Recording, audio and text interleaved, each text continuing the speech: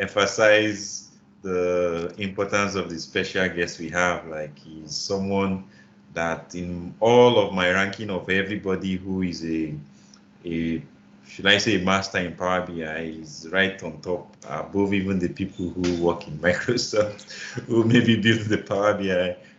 Is the person that anything I am struggling with, I check online. Is his article that comes, his resources that come.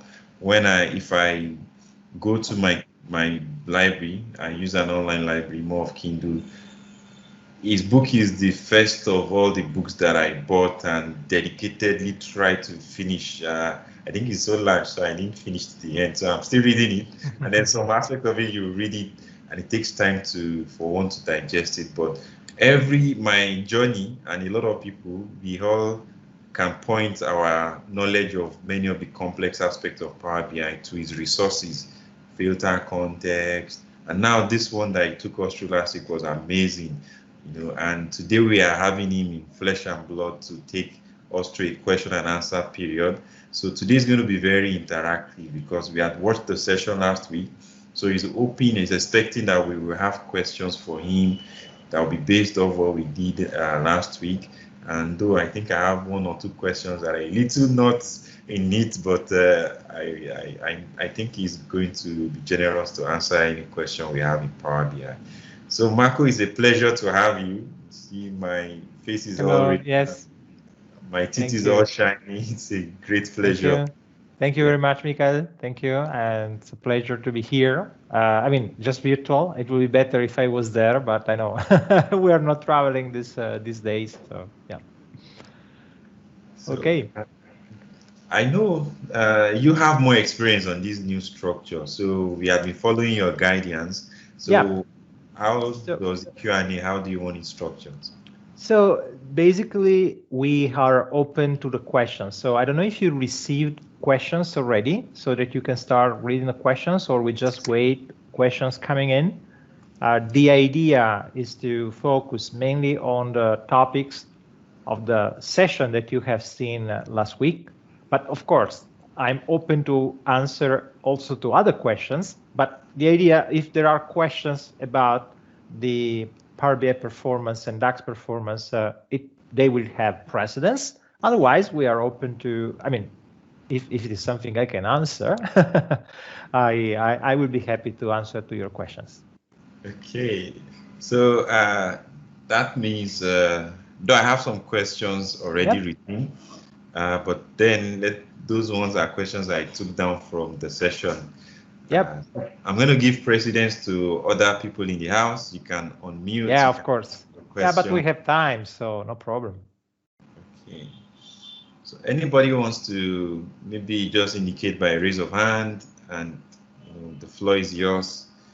And, okay, so my question, maybe I go with mine that I have already.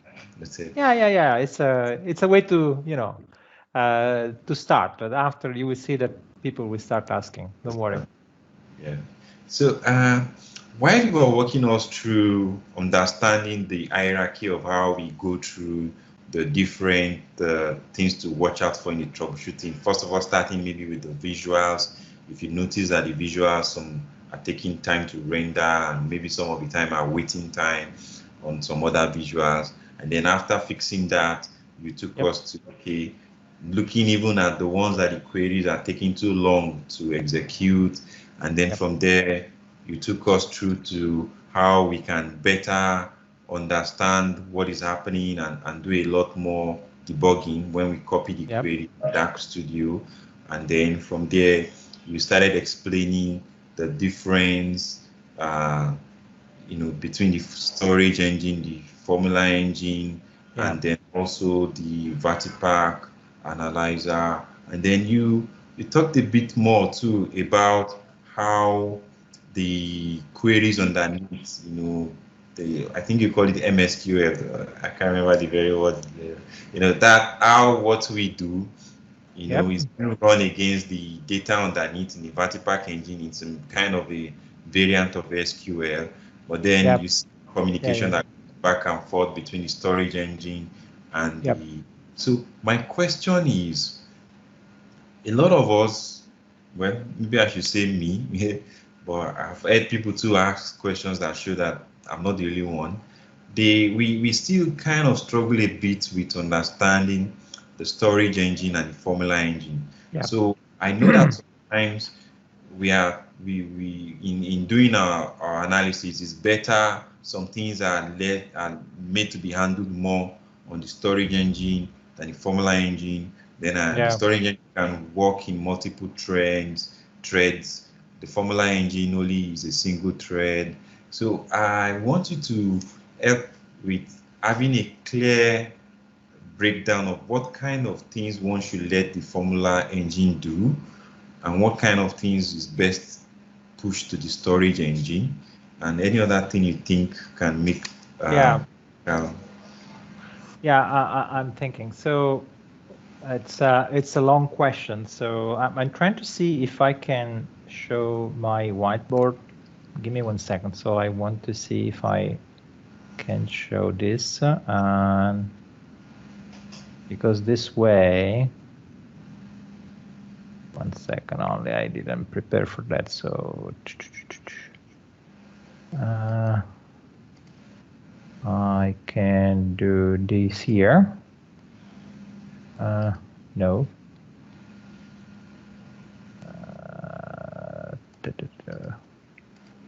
Wait a minute. So full screen projector and do this. Okay, here we go. So now I use the whiteboard, so I can draw a schema about how the engine works. So let's say that this is our Power BI engine, or analysis services engine. So basically, you have here a DAX query coming in, right? And a DAX query is executed mainly by what we call the formula engine. Okay, the formula engine understands DAX, MDX, any kind of syntax supported by Power BI or analysis services. And the formula engine has no access to the data. So the formula engine has to query the data to someone else. Imagine this. Imagine that you want to create, imagine you create a table with just a few columns from the customer. So you get the customer name, the customer country, the customer city. So it's like a SQL query, right? But in DAX, it's different. Is summarized columns, and there are a few columns in this syntax. So let's say that this is a summarized columns, right? So summarize columns, okay? Which means that, just to try to understand what is going on. So if I create here a table, and I include in this table exactly what I said. So let's say I have the customer name, the customer country, the customer education, right? So just 3 things, simple things that I can scroll, right? It's small, but it doesn't matter. You get the idea. So I have a list of names. What is happening here? So if I go to the performance analyzer, which is the tool that I showed you during the example, and I refresh the visual, here I have the query, which is generated to populate this visual, right? And if I go to DAX Studio, I can execute this query, the DAX query, in DAX Studio. So let's do that. So I go here, I paste the query, and you see that the query is basically this. Okay, this is not even, it is just summarized with 3 columns from the customer table at top end, because if I have millions of rows, I just Power Query retrieves only 500 rows, so that it populates the first rows that you see. And when you scroll down at a certain point, it will run another query. Now, if I go back to the whiteboard, let's see. Okay, so far, what happened is that this summarized columns has been received here. And the formula engine says, okay, now I have to get 3 columns from the customer table. And if I use direct query, imagine if I use direct query, what I have is here, SQL Server. And so if I use the, let's use this, right? So if I use this direct, I'm not using direct query, but let's say that if I use direct query, the formula engine will send a request to direct query, which will send to SQL Server something like select, and we have a name, and we have a country, blah, blah, blah, from, and there is a table, customer, maybe with a where condition, with a top end or something like that, if it was SQL. Now, when you have import, when you import data in Power BI read this data only once into something we call Vertipack engine. Vertipack engine. Now, it doesn't matter whether you use import, so let's say this is import mode, okay? In import mode, we're using this. Now, regardless of you use direct query or Vertipack engine, this in green is what we call the storage engine, okay? So any access to the raw data, even though it is just the table stored in memory compressed by column, because the Vertipack engine, that when you import the data is copied from SQL Server or whatever is your data source into an internal format that has only the data organized by columns, compressed in a way that is very, very efficient to be read in memory. There are no indexes, there are no additional structures, but every time there is a query over this Vertipack engine here, what happens is that the entire table is scanned by Vertipack, retrieving the rows and the values that you need, only considering the columns that are involved in the query. And this is where the query is efficient. Now, it's clear that the more work we ask to the storage engine, the better. But the problem is that, depending on the query, this could be possible or not. Now, if we look at the query I wrote, so if I run this query now, and I enable server timings, so I can show you here the result of these queries. So if I run this query, my DAX query is translated. In this case, it is just one storage engine query. And if you look at the code here, you see select customer name, education, country, region from customer. This language is not SQL, the standard SQL, is a dialect of SQL. Actually, not even a dialect. It's just a similar language, a similar to SQL language that is called XMSQL, which is the textual description of the request that the formula engine. So this request, the summarized column, is converted into, in this case, a query that we called XMSQL. And this XMSQL query has a very limited set of instructions. So, for example, if you do certain calculation in DAX, like you use string manipulation, or you use a logarithm, or square root, or a complex operation, it is not part of XMSQL, and so it will not be executed by the Vertipack engine. But the Vertipack engine can do something like, give me the select distinct of these 3 columns, which is what is happening now. Every time you see here the code select from table, there is always an implicit distinct, right? Or group by if you prefer. But the idea is that there are no duplicated rows. It's always a select distinct here, because Vertipack is very good in doing this kind of queries. But let's say that you add here, let's create here for example, I can create a measure right here that says I want to, so let upper name, okay, and I write just upper of selected value of name, because it has to be a measure, so I have to use this syntax. Now, when I include this measure here, upper name here, you see that now there is an additional column that is always in uppercase. I don't know if it is visible, but you see that this column now is the same column of the name, but is uppercase. Now, let's take a look at the query that has been executed now. I paste this query here. You see that we have a reference to this upper name that is a measure. When I execute this code, the storage engine query doesn't have any uppercase. You see that there is no transformation. What does it mean? For every row received from SQL, the formula engine will do the rest. And this is visible if you run the query plan. Run this query again.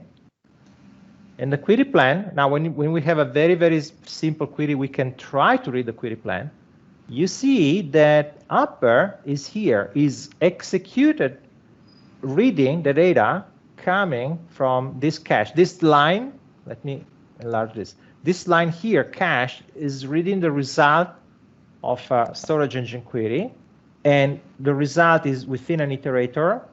At the end of this, there is a upper function that creates the uppercase. This is just an example, but of course, it could become very, very complex very, very soon. What is executed in a storage engine? What is executed in a formula engine? It's complex because sometimes the very same operation that is regularly executed in the storage engine could be executed in the formula engine, just because the DAX has been written in a different way. For example, nested iterators cannot be transferred both to the storage engine. Only the innermost iterator can go to the storage engine. The outermost iterator will stay in the formula engine. The example I showed you in the video, we used a kind of filter that requires the formula engine to be used. So unfortunately, it's not so easy to describe what is executed where. But let's say that you have a tool to analyze that, and then it comes from experience, or otherwise you have to study. I mean, the definitive guide to DAX has a lot of chapters just describing that, and it's not something we can just summarize in a few minutes, unfortunately. But let's say that simple calculation like the sum, the aggregation, they work. More complex calculation may require the formula engine, which is usually not a problem. The problem is when you create syntaxes that require too much work in terms of aggregation by the formula engine, because this requires materialization and it is lower. Yeah, more or less is this one. Yeah, thanks. But generally, is my assumption right that the more one can push the work to the storage engine, yep, the better, the faster things will. Yep, absolutely. The more you involve the storage engine, the better. But yeah. Okay. So yes. Anybody has questions you want before I move to my second already aggregated question? I think so. Okay, yeah, there was a question that came up. Maybe you might have something to say. So Mr. Anthony is asking that his own Power BI, he thinks it takes a lot more time than what is normal. Like it takes it takes 5 minutes. 5 minutes to open. Yeah. Well, so if you have to wait this time when you open Power BI without opening any PBX file, then you probably have to look at the authentication. It could be the problem. I noticed that when you open, well, let me show you. Here, you see in this corner, you see my name, right? Okay. Sometimes you open Power BI and it doesn't appear the name, or it asks you for the name, and then you have to type your email and then you click connect. There is some problem when you do this. I noticed that several times the authentication takes much longer than required. Even though usually this doesn't stop Power BI to run. So usually you see Power BI, even though you cannot access to the Power BI service dataset. If you wait the initial, so let's say that if when you do file new, right? If you do file new and you see now this waiting, look, this machine is good, but we still wait for 20 seconds. This is because actually what is happening is that it is loading several services in memory. It is starting, this starting time is always too slow in my opinion. And if you have a personal computer, if you have a machine that has a small amount of memory or a slow CPU, it will take longer, guaranteed. So improvement, mainly the CPU, but the CPU and the RAM if you are short on RAM. So if you have less than 4 GB, you have to close everything before you start Power BI. Otherwise, it's better having at least 8 GB or more. Yeah. Okay, Mr. Dapo, your question, I think is better you ask. So I have. Yep. Yeah. Yes. Good afternoon. Hi, Hello. Dapo. Hi. Yeah. Thank you. Thank you for joining, for coming around. My pleasure. I have a copy of your book here, DAX Patterns. Okay. And I've really read it, gone through so far. So my question is around performance, right? Yeah. And, I was going to ask, which would you advise, DAX or measures? Well, a measure is made in DAX, so I don't understand what you mean. Can you be more specific? Because when you write a measure, the measure is written in DAX. Exactly. There are times when you write, one could write measures that could easily replace DAX formulas, if you get what I mean. And measure seems to be faster than, okay, for example, rather than creating columns in tables, right, I'd rather write a virtual measure to replace. So, yes. So the question is it better to create calculated columns or measures? Okay. Yes, please. Because you always write DAX code, right, in both. Now, the difference is the following. If you create a measure, the measure is evaluated when you run the report. If you create a calculated column, the calculated column is computed in advance. The result is stored in the table, and then at query time, it will be just the sum of the column. I'll show you a very quick example just to understand what is going on. Here in sales, you see that we have here a measure, sales amount, written this way. We have sum X, sales quantity multiplied by net price. What does it mean? This is syntax saying for each row in sales, I want to sum the result of this multiplication computed row by row. Now, I could create here a column. So if I create here new column, in a column, I can write something like that. So line, let's call this, line amount equal to this, right? What happens at this point? In the table sales, a new column has been created. And if I go here, I can see this additional column. And for each row, the line amount has been computed and stored in memory. Now, if you have 1 million rows, you created a bigger table in memory with a lot of numbers. And this could take time. When I use this column in the report, for example, I get the line amount here, which is a column. I drag and drop here, and I put this name here. Now you see that we have. Let me enlarge the font, otherwise we don't see anything. Let's use here. It's too much. Let's use 20. Here we go. You see that we had a number just for a few customers. Why? Because many customers don't have any transaction. But in order to retrieve this number, there has been another calculation, which is the sum of just the column. So we can imagine that if I put the sales amount here, the result is the same. If you look at the two numbers, they are identical, right? They are identical, but internally the calculation is different, because in this case, for every row, there is a multiplication. In this case, for every row, it is just the value of a column. So you might think that this approach is better. If I create the calculated column, it's faster. In reality, it is not so true, because the engine is so quick in scanning the table and doing simple calculation on the fly that having this calculation could be actually faster than this one. It's counterintuitive, because you say, but I'm doing more operation. Yes, but the reality is that you need to read a smaller amount of memory.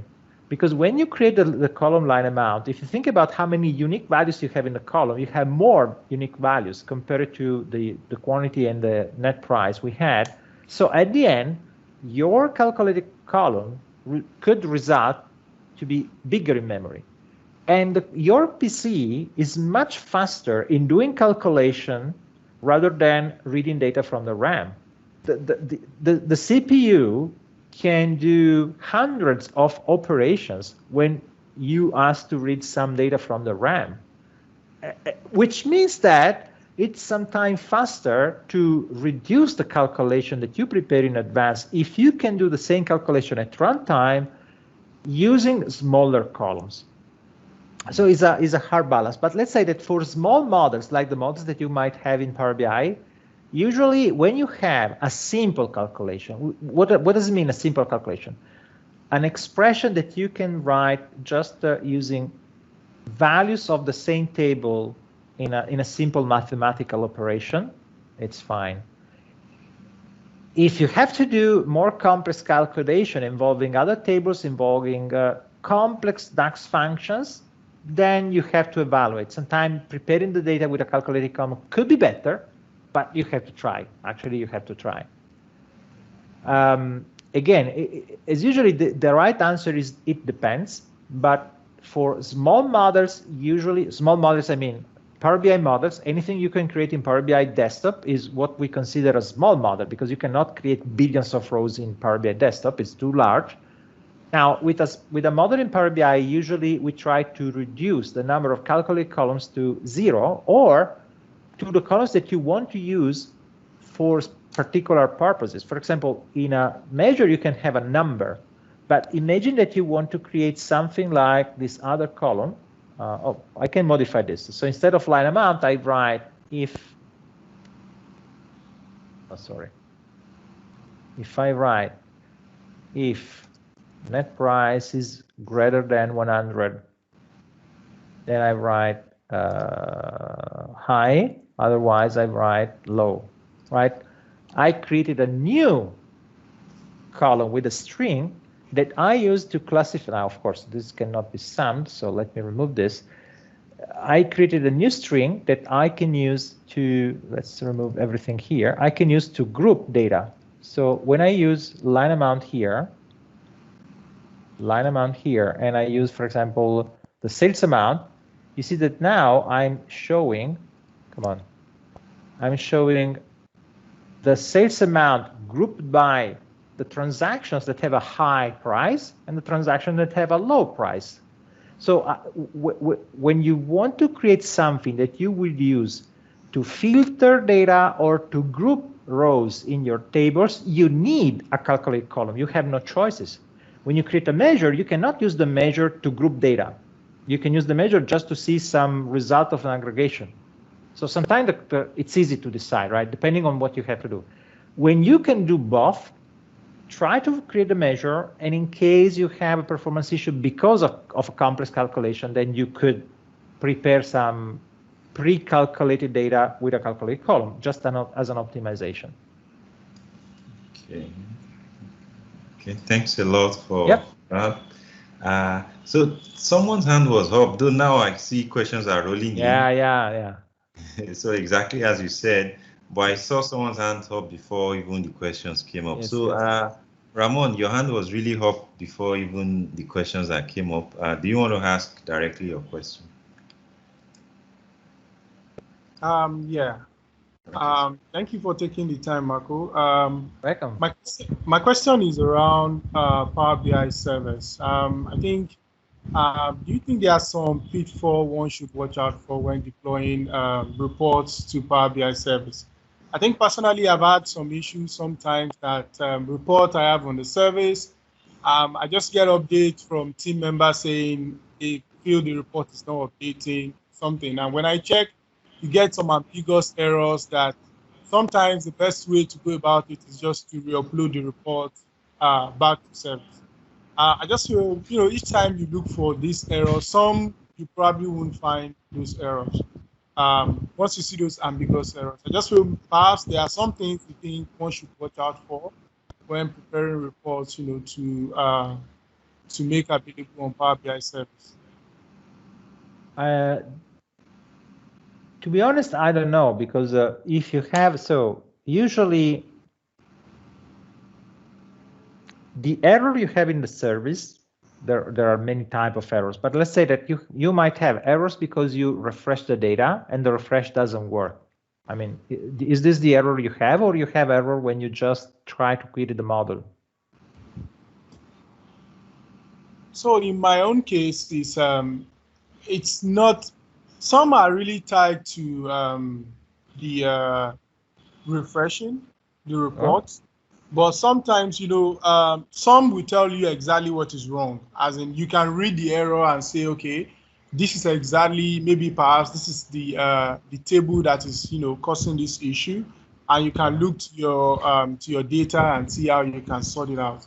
But sometimes it just gets so annoying that it doesn't tell you where the error is coming from, and you can look into your data at the same time you keep going back and forth and you don't really see what's the issue. And when you go on desktop and refresh the report on your desktop, it works. Then you just have to put it back to get your report up and running. So I feel, is that something one should watch out for to avoid this kind of issue when using Power BI service? It's okay. Let me repeat what you said. So I double checked.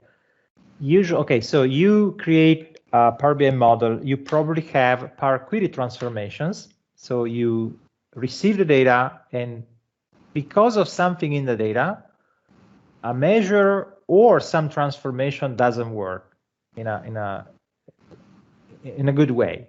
And when you receive the error from the Power BI service, the Power BI service provides you a very generic description of the error that doesn't provide you the details of what was not working. Is this correct? Yeah, correct. Okay. So unfortunately, I don't have good news, because the reason why this happens is for security.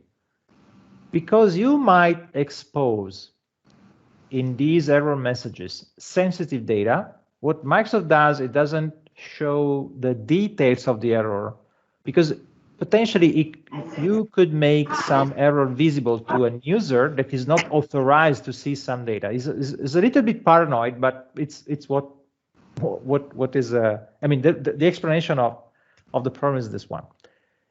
I'm not sure whether there is a log accessible to the tenant administrator about these kind of errors. I don't think so, but maybe something that Microsoft will add in the future. What could you do?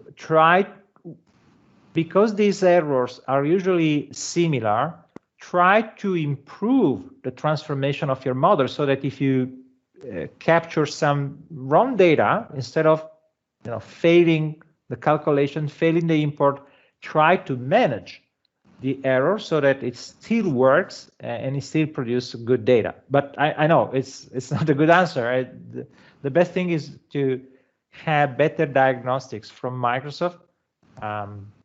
You should write in the forum with Microsoft or ideas.powerbia.com asking for a better diagnostic. That is something that would be very useful, but I don't have a better answer, unfortunately. Okay. So another question is from one of the veterans here in our environment here. So Ahmed, do you want to unmute and ask him rather than me reading out, or do you prefer I read out the question? Okay, so I did not want to unmute, but I would like the opportunity to talk one-on-one with Marco. So yeah, it's a pleasure. So Marco, it's nice having you here.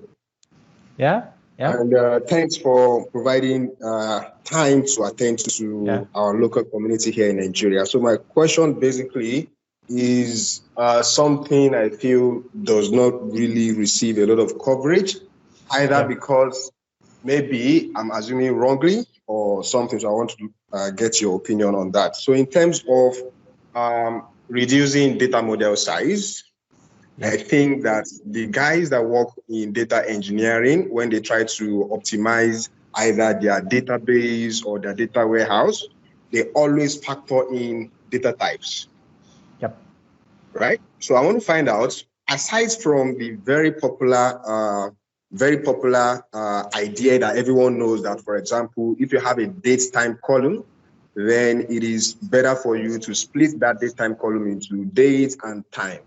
Yeah. Do we have other data types that we should also watch out for that can maybe improve the performance of the data model? Okay. Apart from date time. Yeah.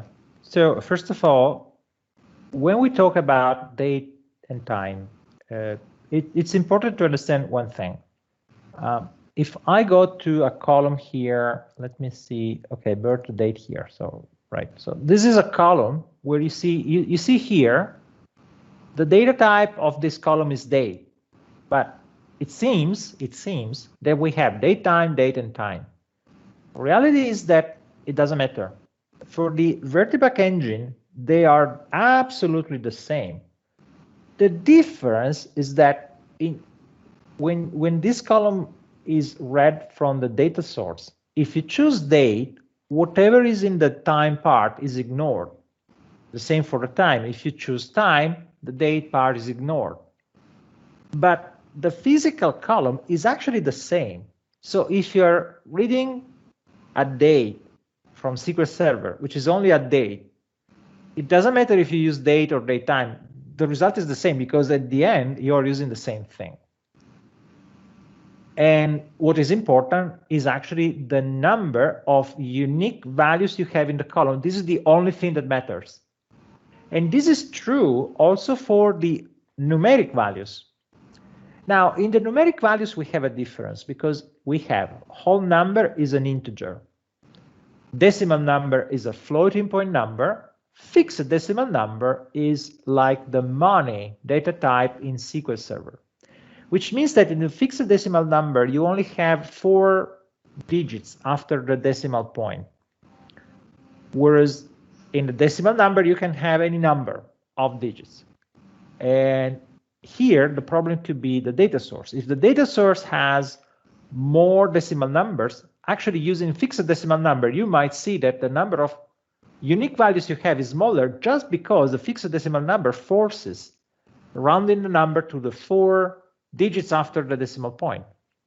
But actually, if you can round to 2 decimal points, it will be better. And it doesn't matter if you use decimal number or fixed decimal number, the number of unique values will be the same, because you have to apply this transformation in the view or in Power Query so that you have a smaller number of decimal values.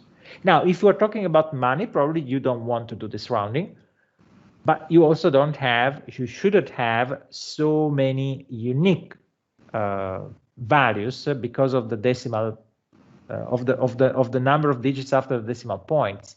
Usually, if you have an amount the amount of the transaction should have a limited number of digits after the decimal point, unless it's the result of a currency conversion. And if it is the result of a currency conversion, you might want to decide to round the number to a certain number of decimal points. That makes sense at this point. And so these are the only difference. I understand that it seems strange, but actually the data type doesn't matter for this point of view. What matters is the number of unique values you have in each column. And so for the numbers, you can do the rounding. For the date and the time, you can try to reduce the number of unique values by splitting date and time. And for the time, you might want to remove the milliseconds, for example. If you have a timestamp coming from SQL Server, you probably can get rid of the milliseconds, maybe also of the seconds. When I import logs from the web, web logs, we usually keep only hour and minutes. We don't care about the rest, and this improves the compression a lot. When you import million of rows, you will see a big difference for that.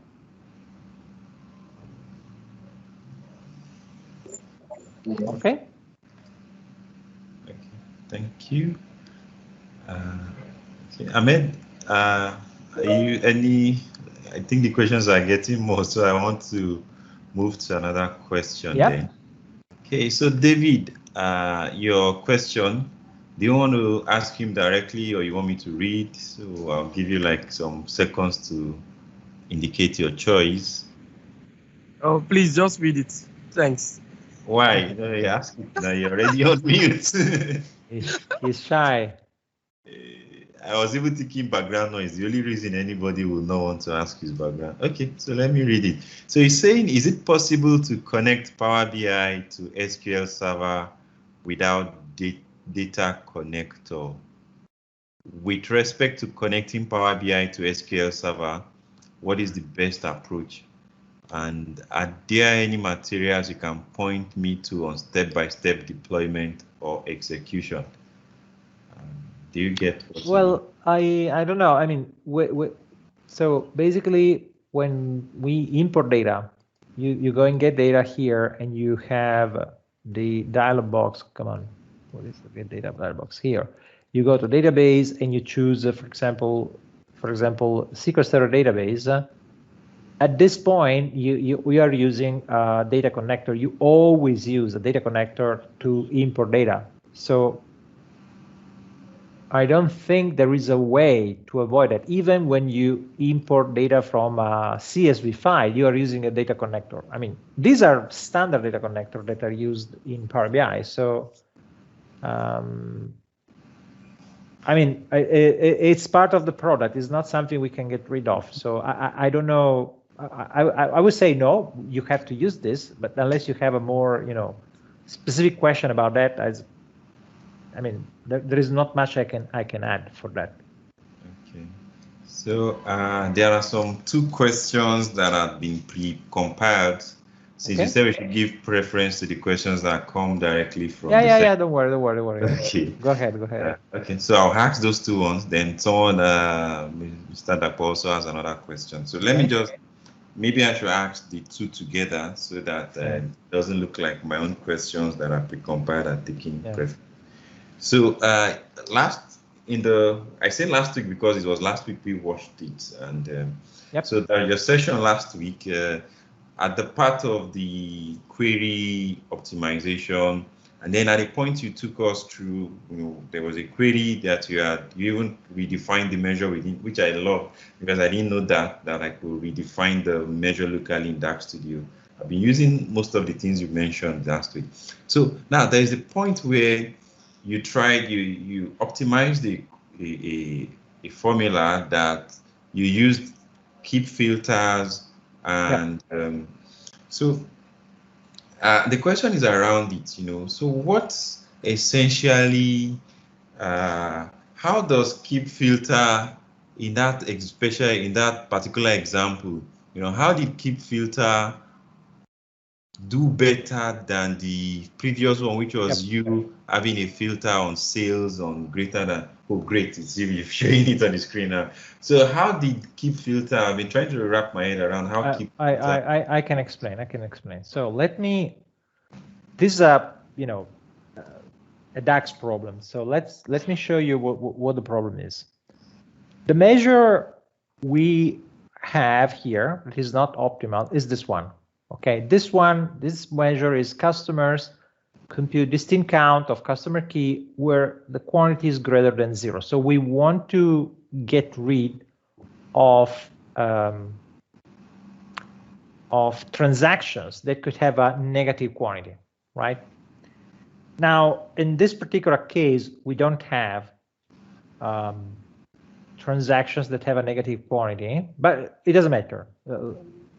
I can show you the same. So what does it mean?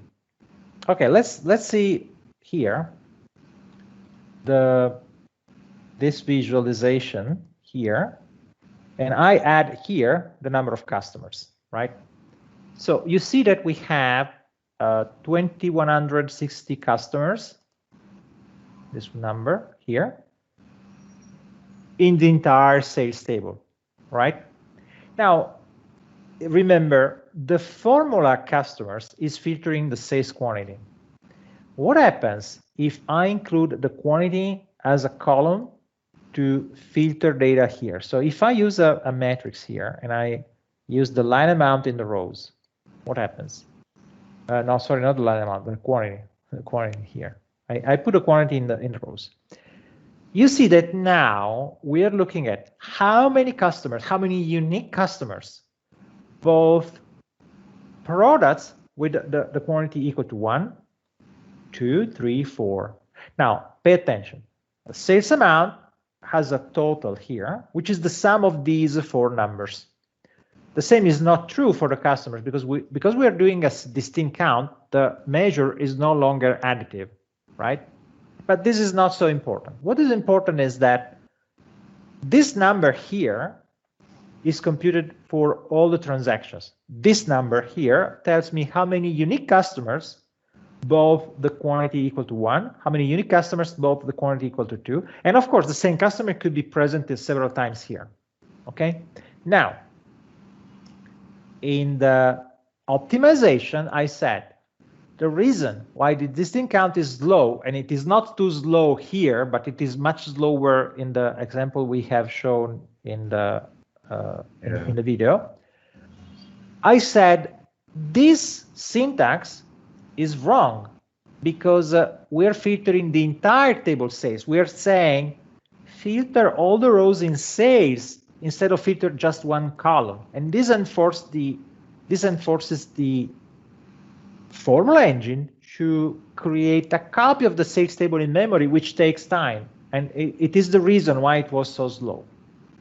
But for what I want to do, I could write just, so let me comment this. I can write the filter this way.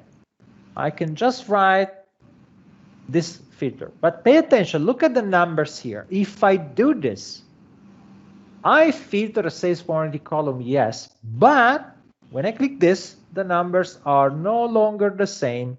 The number now is always 2160. Why?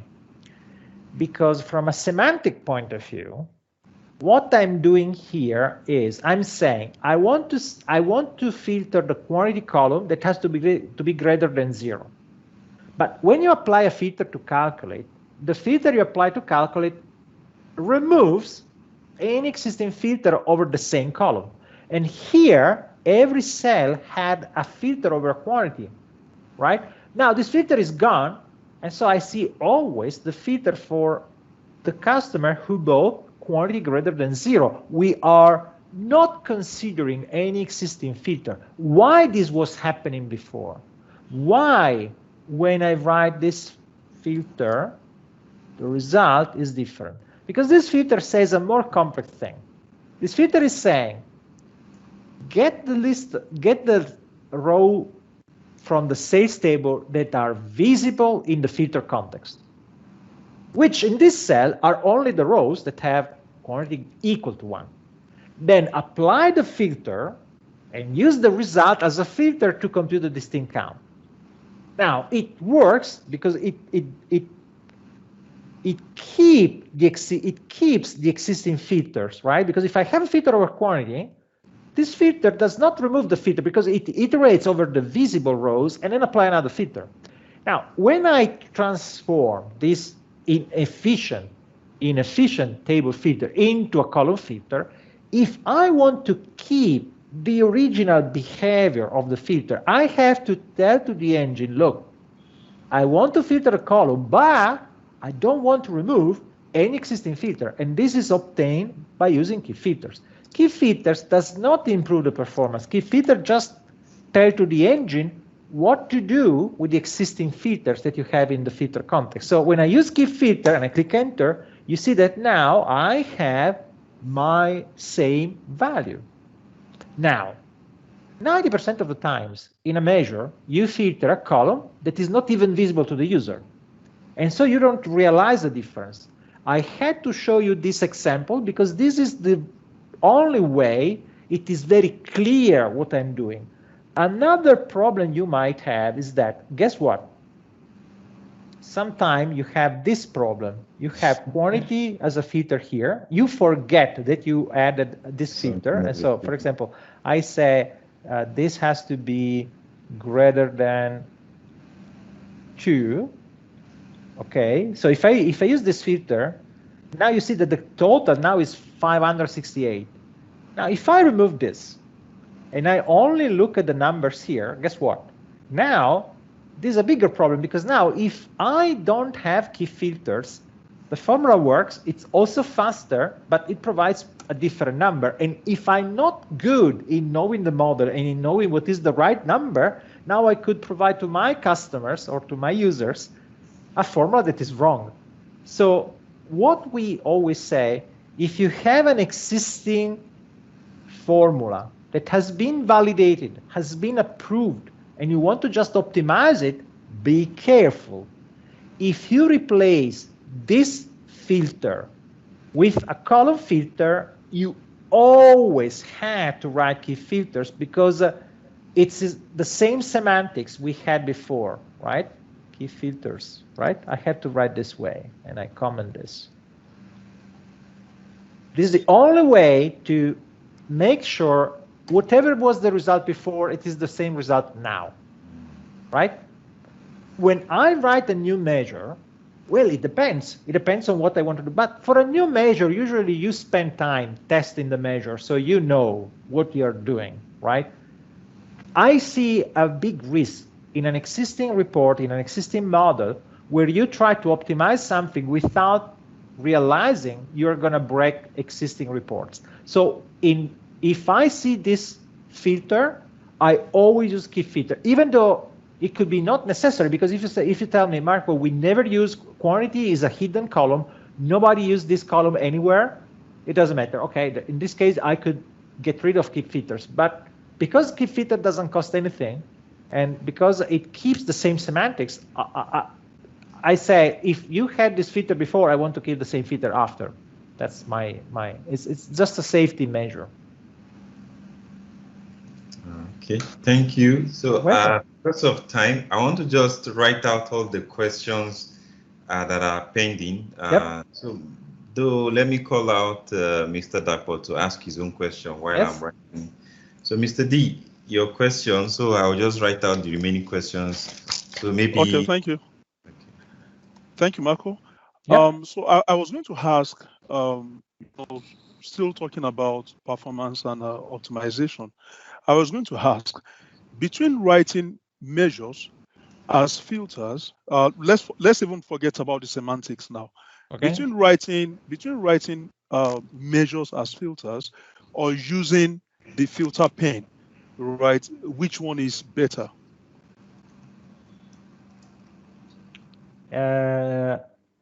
Potentially, it could be better if you use the filter here in the filter pane. Let me explain. As usually, it depends, right? Because usually I create the filter in the measure if I want to apply the filter only to that measure. But if I have to write the same filter in every measure, right? Imagine this. In the sales table, we also have the refunds. And we have a lot of measures where we want to ignore the refunds. So we always have to apply a filter, right?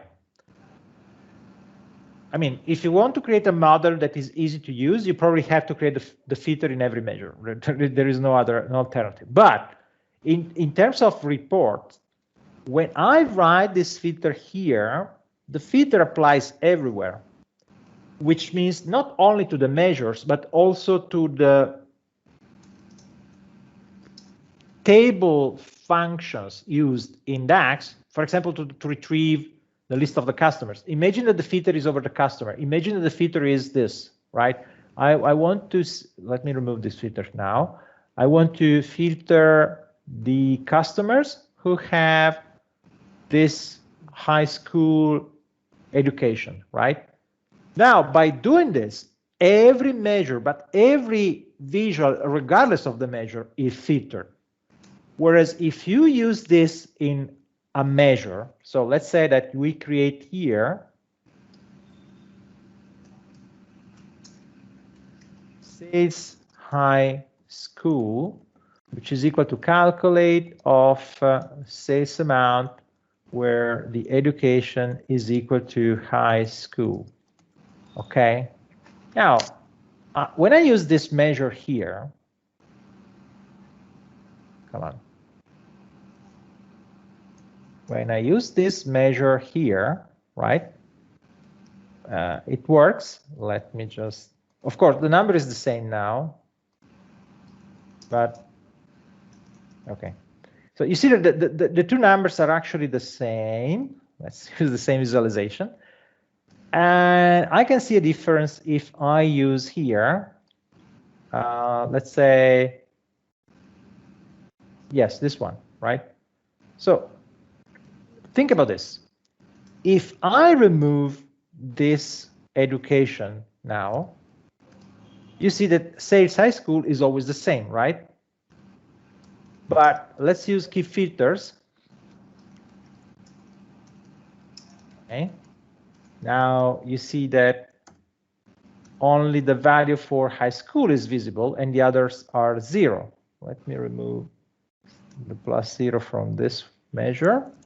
And you see that now everything is blank, and here we have names. Now, what happens if I remove customers and sales amount?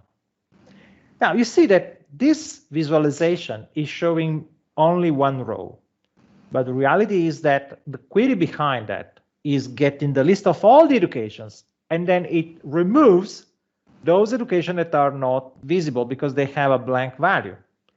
Now, when I apply the filter here, and I say high school, the high school filter has been applied before evaluating the measure. So it applies the filter before, and basically it could save time. So from a performance standpoint, it could be better. Even though it's hard that you see a difference, to be honest, right? I mean, I'm telling you because you asked the question, but from a practical point of view, it's unlikely that you will see big differences unless you have a complex calculation or a complex measure. And in that case, it could make a difference to apply the calculation or the filter before or after, because it's especially if you have many other measures. For example, think about this. The customer measure here now is evaluated only for high school. If you create a measure customer that has the same filter, you end up having a more expensive calculation if you apply these filters in every measure.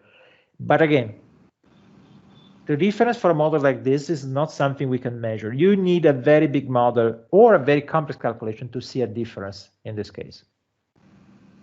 Okay, so thank you. So I know you see the chat box, so I've compiled all the questions that are left together. So okay, let me read them. I read the question, so we try to. So how do we know formulas that will iterate row by row versus formulas that will work through a table as a whole? Well, every formula iterate row by row. So it's more complex than that.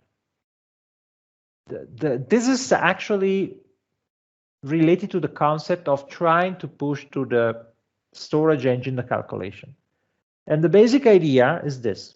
If you expand all the measures, the innermost iterator is the only one that can go to the storage engine. Everything aside is in the formula engine. So if the innermost iterator has, you know, a certain level of aggregation, but then the other iterators have a different granularity and iterate for thousands of customers, the result will be slow. So we try to avoid having loops, nested loops, nested loops. So we try to avoid that, to optimize the calculation. And I mean,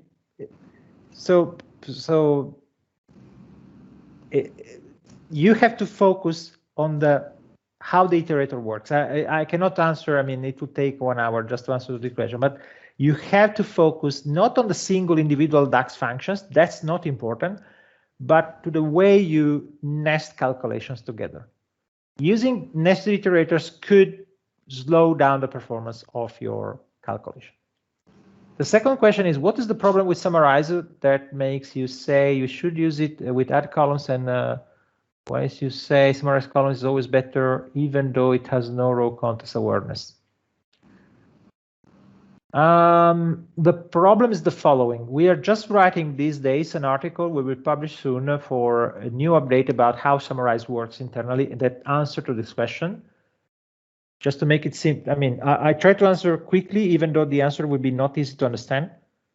Summarize creates, for the expression of the aggregation, it has both a filter context and a row context. And the filter context is defined in a way that is very inefficient for many conditions. When you use add columns and summarize, so you use summarize to create the granularity of the table, and then you use add columns to add the calculations. You always start with a row context, you transform it into a filter context that is more efficient because it's based only on the result of the context transition, which is not what summarize does. Even though for 90% of the case it will be the same, there is a 10% of the cases where the difference is huge. And sometimes also the result could be different if you have complex calculation in the middle. Summarize columns is much faster than add column summarize, but it cannot be used in a measure because it doesn't support the context transition. And every time you use a measure in a visual like this one or a line chart, you have a context transition because this is the result. This measure is evaluated with a context transition, and summarize columns will not work there. The third question is, can we use relationship in summarize filter and summarize columns? Yes, but you have to apply it outside. What does it mean? I can show you in DAX Studio. Let's say that I have here, so let me, I just write a sample code. Let's say that you have a summarize and then you have something here, right? You want to use relationship. What you have to do, you write calculate table, because you have a table expression. Summarize is a table expression, summarize columns is a table expression. And then you write here, use relationship. And then you write here the relationship you want to use. This is the way you modified the active relationship for everything you included here. That could be summarize, measures, add columns, whatever else. It doesn't matter, right? So the entire table expression is modified this way. So any table expression can be used this way. So instead of using calculate, just use calculate table. And calculate table is the same as calculate, but it can be applied to a table expression, not to a scalar expression.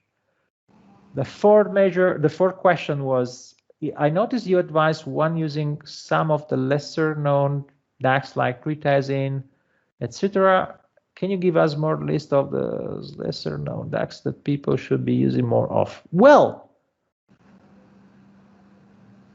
the reality is that treat-as should be used only when you need to do something strange. And instead of doing something strange with a slower DAX construct, you could use treat-as. But every time you can use a physical relationship or user relationship to enable an inactive relationship, it's faster every single time. Retest is always 1 or 2 orders of magnitude slower, but retest is required when you want to transfer a filter between 2 tables and you don't have a relationship, because you cannot create a relationship. Maybe that you have to use 2 columns or something like that. So retest is a very specific case. In is just a way to avoid writing OR multiple times. And actually in was added in DAX maybe 6 years ago, so I would not say it's new. So it's it should be well known. There is a new syntax that is available since the March 2020 version of Power BI, which we will write. We will publish the article. I hope not this coming week, but the next one, if we can finish it on time. So the idea here is that if you write, let's say, sales quantity multiplied by sales net price. Net price greater than 100. What does it mean? I want to filter those transactions. So let's say that we have here sales amount, okay? Oh, come on. Sales amount, this one. So if I write this code, I'm saying I want to compute sales amount considering only the transactions that have the result of this multiplication greater than 100. Today, I can write this code. Until 1 week ago, this code would have generated an error in Power BI, and it still generates an error in Power Pivot. The reason is that when you write a predicate, a filter condition in calculate, you can specify only 1 column. You can repeat the same column multiple times, but you have to reference 1 column at a time. When you have an expression that requires 2 or more columns, you had to write something like filter, sales, and this. But if you write filter sales, we know that filtering a table is not a good idea, right? And if you filter sales, you could also have other problems like the one of the performance we have seen. So a better way to do that is writing all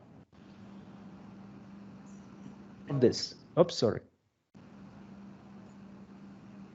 And if I write the code this way, I'm saying I want to filter a table that has only 2 columns, quantity and net price, and I want to filter only those combinations that result in greater than 100. This is the filter generated by the syntax that I wrote before. So when you write just this line, this one, you are actually writing this filter, right?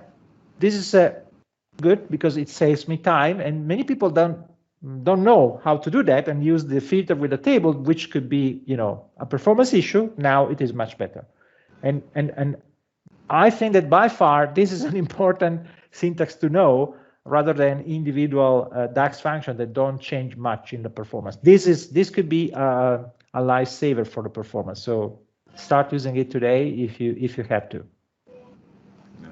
Okay, thanks a lot. I don't know. So at the end we normally ask all our special guests to talk about their journey. You know, how you started and how you. Yeah. Yours is going to be really interesting, and also at the end we'll ask also your advice for. So, yeah. But somebody's hand is up. I don't know. Are you able to take one? Yeah, I have a few minutes. Yeah, okay. So I can answer to both questions. Don't worry. Oh, okay. Monsieur Anthony, your hand is up. It's like you have a question. Okay, maybe it's by mistake then. Okay. All right. Maybe he doesn't. Okay. So. We would like to hear your journey. You know, how did you become the Marco Russo we all know, the SQLBI? It's a long story, right? A long journey. So I am a developer. So I started my career in IT, writing code, right? At the beginning, basic assembler, C, then C++, Delphi, Pascal, Clipper, DB3, and then I moved to also other environment. I used the Mac for a few years, the very early version of Macintosh. And I always used also some sort of database, but I was developing code. I mean, developing programs like, many other things. Then starting in 97, I started to use more databases, data warehouse. I started to work on data mining too.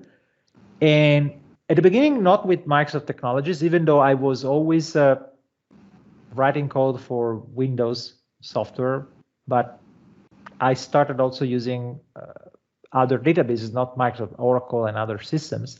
But then in 1999, I started to use analysis services, the very first version.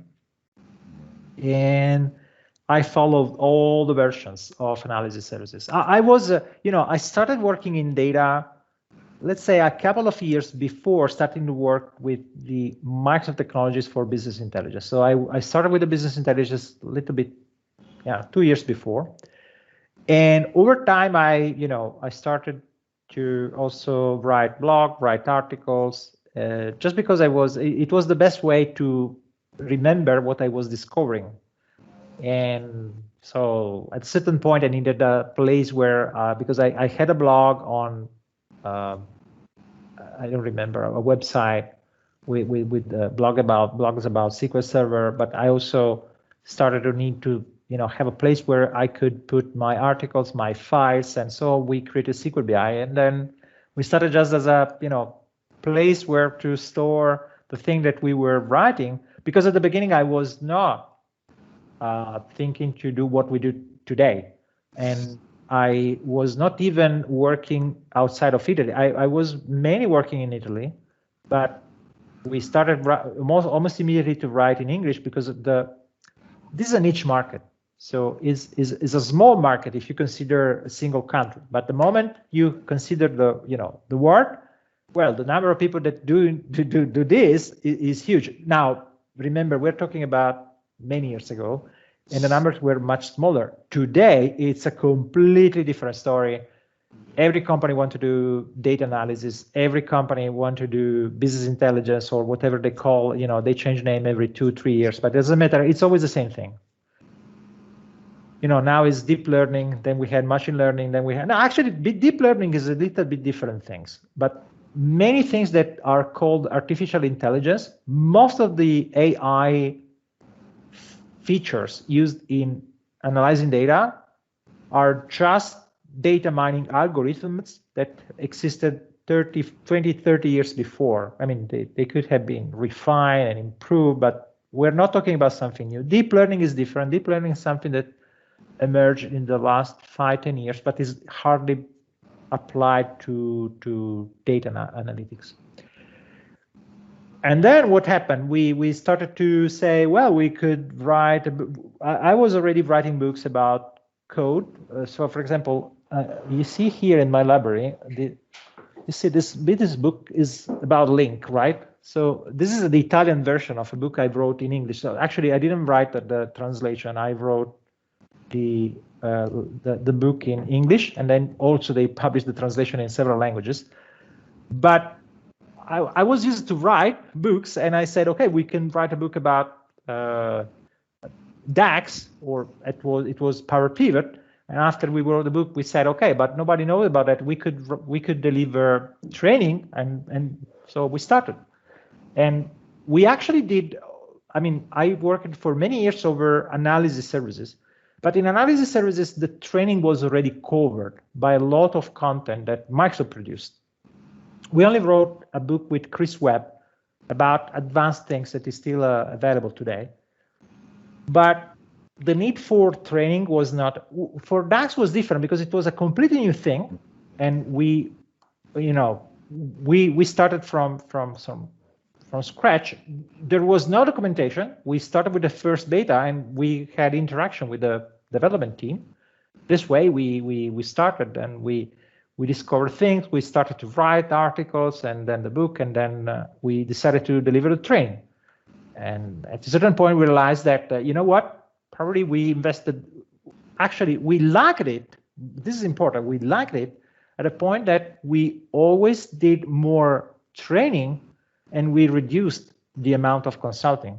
We don't want to stop consulting, because doing some consulting is useful to get feedback from the real world, not being involved in long-term projects anymore. It's important to see what the people are doing in the real world, but we no longer do, we were engaged for month or year projects in the past. We no longer do that because it would be impossible to do what we do. We simply moved. I mean, it was very natural. We followed what we like to do, and also what was profitable, because we had exposure at an international level, and it was also fun to scale up instead of scaling out. We didn't add other people. We tried to narrow what to do and do it better, so that we continue to do what we like. Wow. I was even thinking at a point maybe Alberto might say hi during the session, but what you said kind of covered some of the stories we'll have like to hear from him. So the last one is now for people like me, because I'm really new compared to how many years you've been mentioning, and a lot of people who are even newer. What advice do you have for us? What advice do you have for someone new, someone starting out? Well, okay, I can tell you this. Don't stop doing one thing, but let me be clear. It's not important if you work for a single company for 30 years, or you change a company every 6 months. It doesn't matter. I mean, it could be an element, but by itself, it doesn't matter. What matters is that let's talk about specifically data analytics, right? If you are a developer, a programmer, you can afford to live your entire life without having a contact with anyone using your software, the software you write. It's possible. You will write code for a living.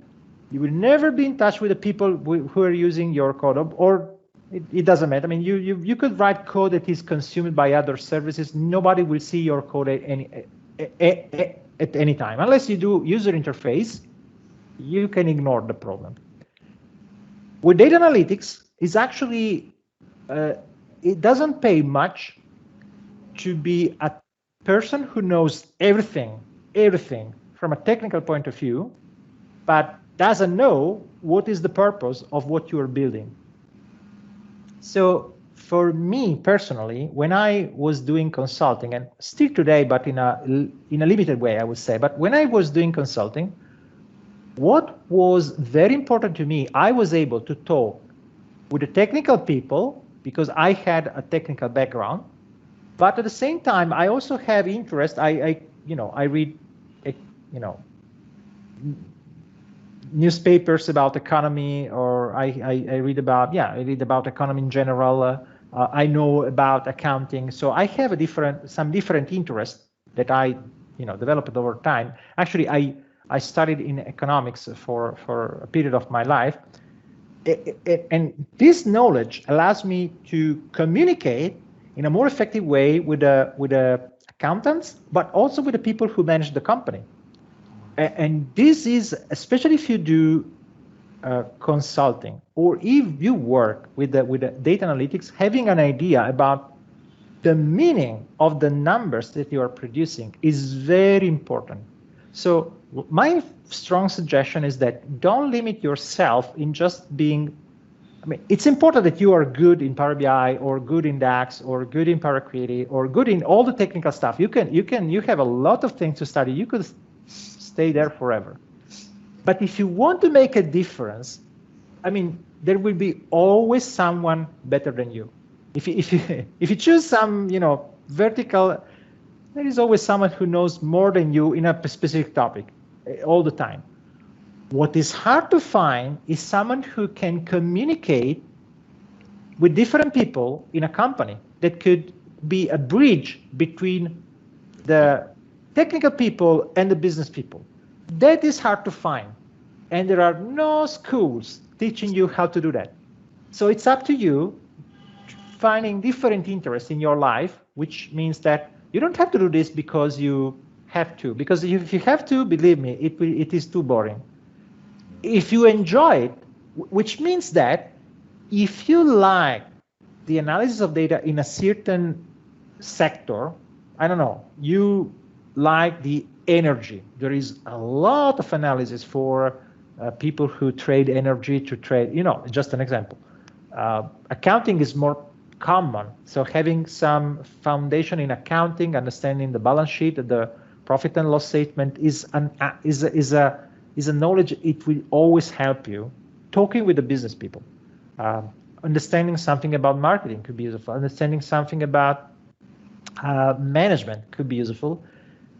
Not necessarily understanding the numbers, but understanding the language that these people have, because otherwise you are always, even though you talk in English or whatever is the language you talk, it's a foreign language for the other person. If I start talking in a very technical way about Windows, nobody understands what I'm saying besides a developer, right? I can, and so what was a very good thing for me, I was able to be, to be trustable to the technical people as well to the business people. And so, and this was very important every time, because I was a consultant, so I was entering into a new company every month. Oh. And everybody had to trust me because they didn't find, oh, this is the new guy, he doesn't know anything. He's new, he's not, he cannot understand. If you are too in a direction, you cannot talk with the other people. So you always, when you can talk to more people, it helps you a lot. Now, it's very, very important for the consultants, but believe me, it's also important if you are employed in a company, because if you're employed in a company and you can do this bridge between two different words, it will help in your career for sure. Wow, that's a big one. Thanks a lot. You've given us a lot, and thank you for the extra time. Just want to ask one. What's your pain point currently maybe in this business, in this Power BI? Like, what's the thing that it's the thing that gives you?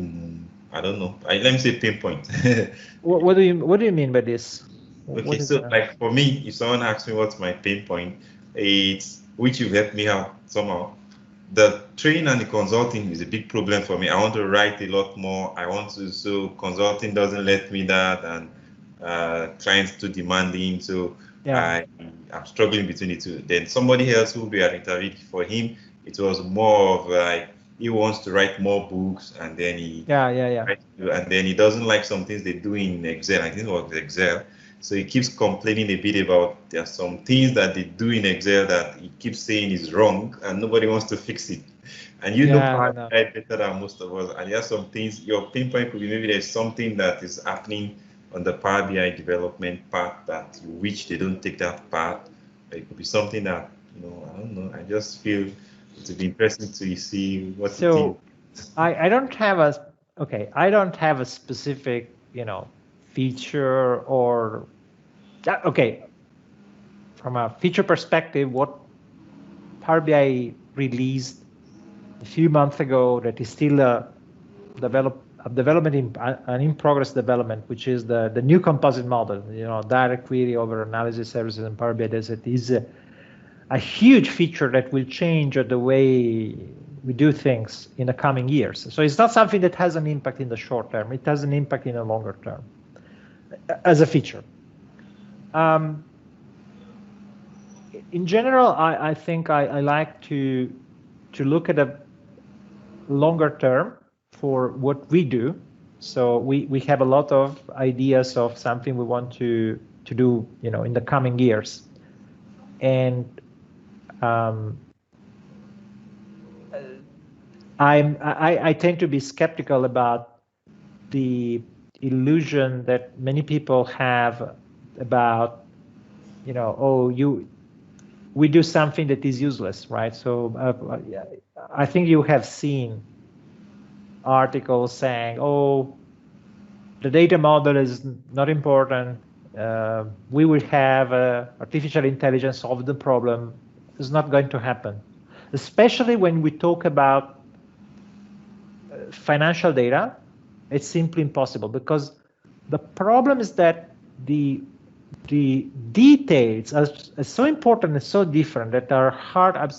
I know that I spend most of the time when I have to fix a formula trying to understand the requirements. And usually the person who is asking the formula is not able to express the description of the requirements in a way that I can understand. And I have a knowledge and a background much bigger than an artificial intelligence system that is based on the frequency of the words that it can find on the internet. So guess what? It will not work, right? It will not work. It will not work for what we want. I mean, it's good for other things, but the idea that we can get rid of a number of roles and so on, it's just an illusion. If you look at the history, we didn't have jobs that had been destroyed. We had jobs that changed. Now, people that cannot adapt, they are out of the game. I understand that. But like, for example, you are a COBOL developer 30 years ago. Well, if you are restricted to COBOL, you are, out of the market. But if your knowledge is doing ERP, and you do ERP, well, it simply changed the language and the environment, and actually it became more complex than that. And so if you actually know both the old world and the new world, guess what? You can also have more options, because now you can bridge, you can migrate system, you can do more. So it's just a question of, when you say, oh, this is dead, this is not going, this will disappear, come on. Or the people who think that there will be a new product doing the analysis without creating any model, it will not work. It will not work. You simply differ. So I don't think I have an idea of, I love this feature. I know that there are, I like the change. That's an important thing. I like the change, so I'm not scared about some, the evolution and the change that is coming on, right? It's fine. I'm just realistic. That many people don't realize that they say something that is simply, for example, now it's all about data lake. Now we have Azure Synapse, and it seems that there is this new product that will solve everything and will replace everything. No, it is just a new product for other purposes that is not going to replace anything at all, from my point of view. I could be wrong, but it's it's clear that the market hype has to be followed. So this is like the market hype about, we had the big data a few years ago. Now we have data lake. Hadoop, everything will be Hadoop. No, now it's everything has to be on the data lake. Well, it depends. If I have my data on a relational database, moving the data to a data lake and then moving the data to a semantic model is questionable. We can discuss this for long, but what's actually the point? What's the reason for that? Because you're losing some information doing that. You're losing some feature doing that. For what? For what? If you are collecting data from, thousands of phones, the location of the phones, I agree, the data lake is a great idea. You collect the data about the click on the web page is a great idea. Financial data is a very bad idea because you want to validate the data, and data lake means that you don't have an easy way to create unit tests and to validate the numbers that you obtain. When you have a Power BI report, usually what can you do? You can create a different query in SQL just to validate the number that you see in a report, right? You say, okay, it will take more time, but I want to validate the measure that I wrote. When your database is on a data lake, this is not possible. I mean, you could you should create the same query twice with two different systems, making sure that you get the same number. Nobody does that. The reality is that nobody's doing that. And you were doing this in SQL just because it was already there, and it was relatively easy and affordable to do that. So, I mean, it depends, but it depends on the data. I'm a little bit skeptical that in the long run, this is the solution to all the problems, because actually the problem is, it depends, right? It depends. Is a tool that has a lot of good use and a lot of other bad uses. And the relational database is not going to disappear anytime soon, from my point of view. Thanks a lot. I've also picked some nuggets from that. So it's a pleasure having you. Yeah, you're welcome. Time with us, and we are very, very grateful. It's an honor, and thank you very, very much. So to our audience, thanks for being a part of today. You already know everything about, most of us already know everything about the resources SQLBI. So please make sure you subscribe so that you get to read about the amazing content it pushes out every week. Thank you very much, sir. And thank you very much. Bye-bye. Bye. Bye-bye. Bye-bye.